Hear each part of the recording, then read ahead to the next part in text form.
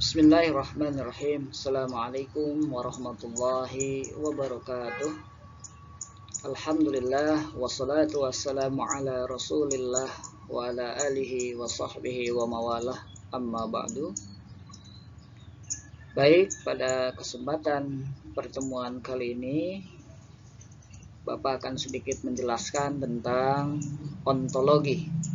Sebelumnya, marilah kita mulai dengan sama-sama membaca Bismillahirrahmanirrahim.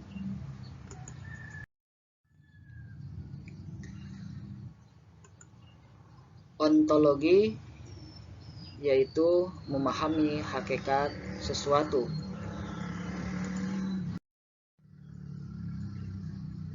Problematika filsafat secara umum terbagi menjadi 3. Ontologi yang mengkaji hakikat segala sesuatu terbagi menjadi 2. Yang pertama kualitas, yang kedua ataupun di sini kualitas ada monisme, asal alam terdiri dari satu unsur, mono satu. Ya, kalau Thales menyatakan dari air, Anaximander dari Aveyron, Anaximenes alam ini dari udara, dan Demokritos alam ini dari tanah.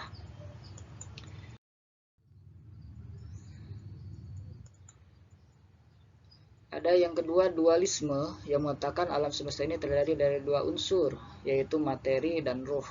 Tokohnya Anaxagoras dan Aristoteles.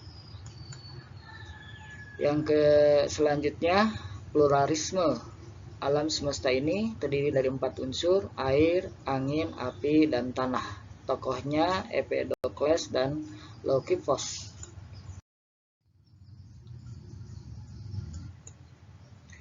Kalau tadi kuantitas, sekarang kualitas. Pandangan ini membicarakan bagaimana munculnya alam berproses, dalam kaitannya muncul 4 teori. 1. Mekanisme yang mengatakan bahwa segala sesuatu berproses secara mekanik. Yang kedua, teleologi yang mengatakan bahwa segala sesuatu yang terjadi di alam raya berproses menuju suatu tujuan, yaitu Tuhan. Yang selanjutnya, yang ketiga, determinisme. Kejadian di alam ini berproses melalui satu ketentuan yang telah ditetapkan sebelumnya, baik oleh hukum alam maupun oleh Tuhan.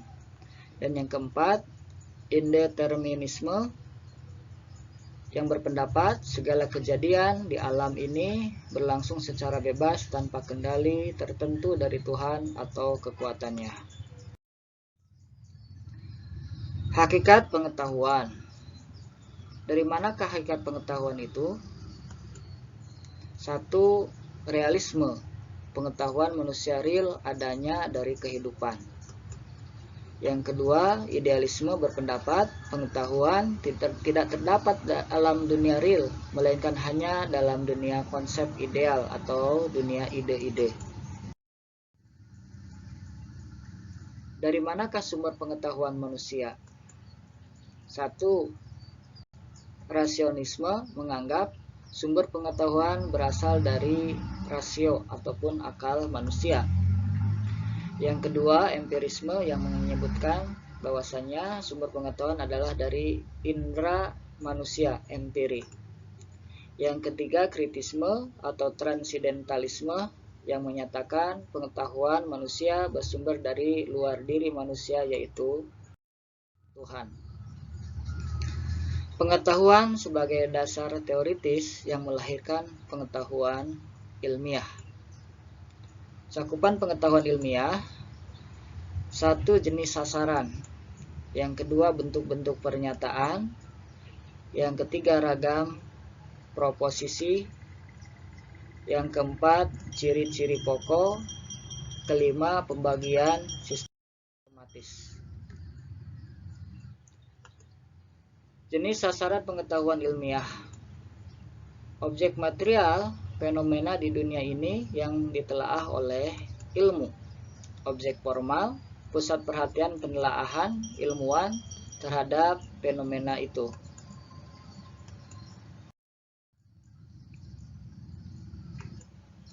Objek material pengetahuan ilmiah dikelompokkan menjadi 6. Ide abstrak, benda fisik, jasad hidup, gejala rohani, peristiwa sosial, dan juga proses tanda.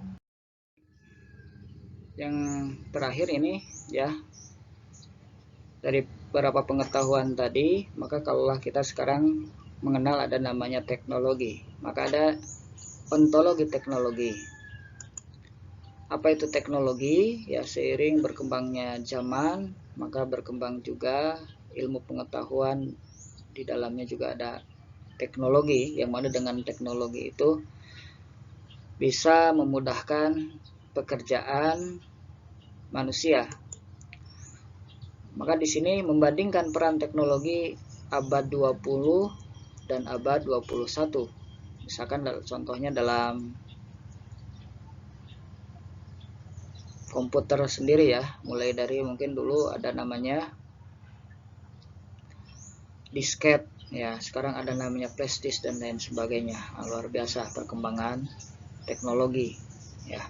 Maka bagaimana sikap manusia terhadap teknologi? Apakah diuntungkan atau justru dirugikan? Ya, maka di sini ada dua, ya, ada manfaat, ada juga bahaya teknologi. Maka kita sebagai manusia yang berpendidikan, ya, mestinya menjadikan manusia teknologi ini lebih banyak manfaatnya dan meminimalisir bahaya dari teknologi tersebut. Ini saya yang dapat Bapak sampaikan, kurang dan lebihnya mohon maaf. Ya, tentu banyak kekurangan dalam penjelasan Bapak. Harapannya semuanya bisa banyak membaca, ya, banyak mengikuti kajian tentang filsafat, khususnya ontologi. Terima kasih atas perhatiannya. Mohon maaf atas segala kekurangan. Kita iri dengan hamdalah, alhamdulillahirabbil alamin. Subhanakallahumma wabihamdika asyhadu an la ilaha illa anta astaghfiruka wa atubu ilaik. Assalamualaikum warahmatullahi wabarakatuh.